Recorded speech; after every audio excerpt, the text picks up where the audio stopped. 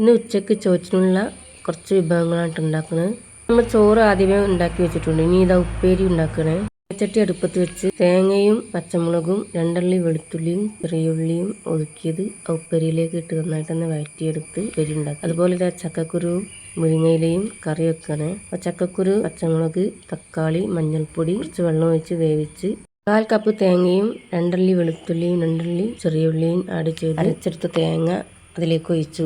ഇനി മുരിങ്ങയില ഇട്ട് തിളപ്പിച്ചെടുത്തെടുക്കുക. ഇതാ നമ്മൾ അടുത്തതായിട്ട് വന്ന ചീരയില താളിപ്പ് ഉണ്ടാക്കുകയാണ്. അപ്പോൾ ഇതുപോലെ താളിപ്പും കുറച്ച് ഉണ്ടാക്കിയിട്ടുണ്ട്.